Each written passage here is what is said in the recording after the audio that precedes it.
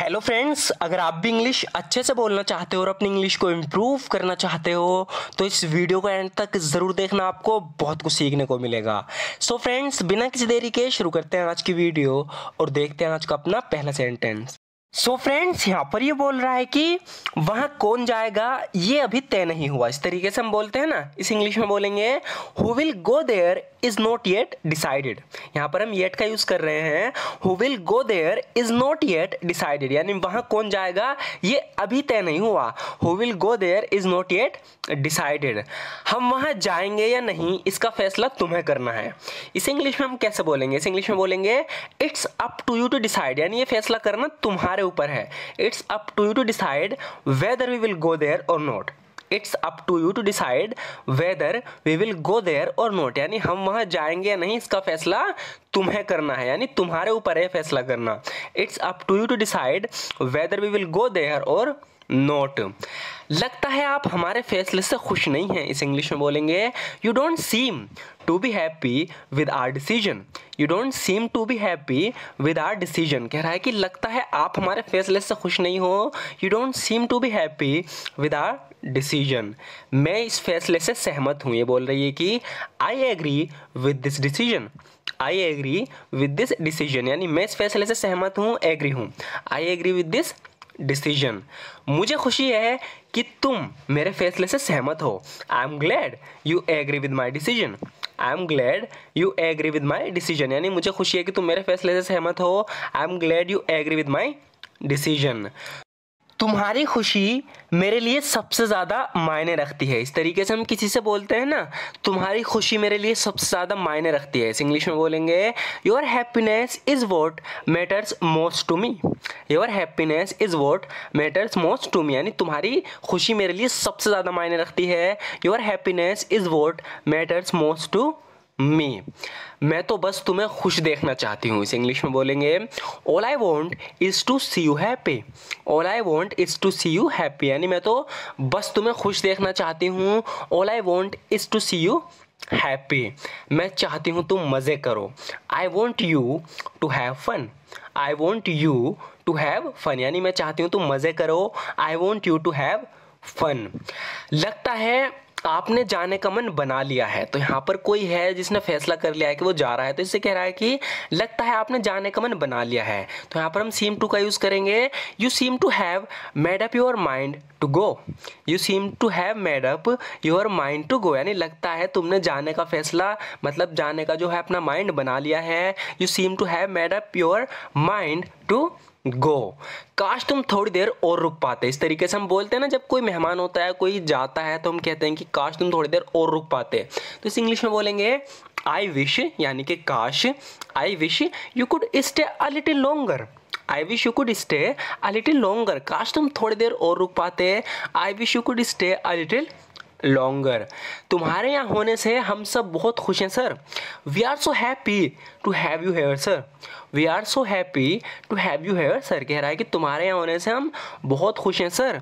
We are so happy to have you here sir, अगर ज़रूरी नहीं होता तो मैं नहीं जा रहा होता। कह रहा है कि I wouldn't be going if it wasn't important.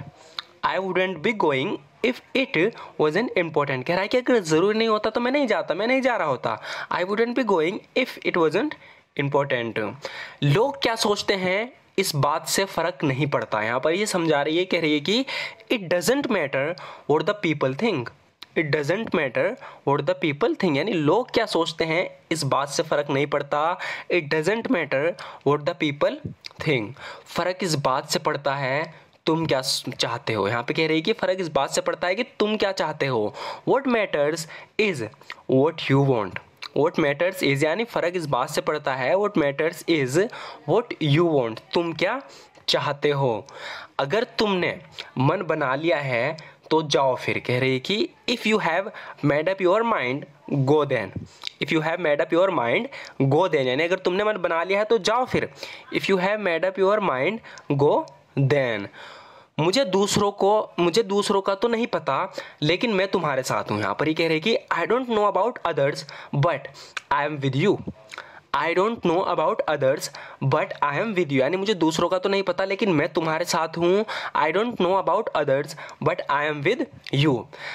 भगवान के बारे में अपमानजनक टिप्पणी करने से आपका कोई भला नहीं होगा। यहाँ पर कोई है जो गॉड के बारे में अपमानजनक बातें कर रहा है, तो उससे कह रही है कि भगवान के बारे में अपमानजनक टिप्पणी करने से आपका कोई भला नहीं होगा। सो फ्रेंड्स, अपमानजनक के लिए हम यूज़ करेंगे डेरोगेटरी का, और टिप्पणी मतलब रिमार्क्स। तो यहाँ पे कह रही है कि making derogatory remarks about God won't do you any good.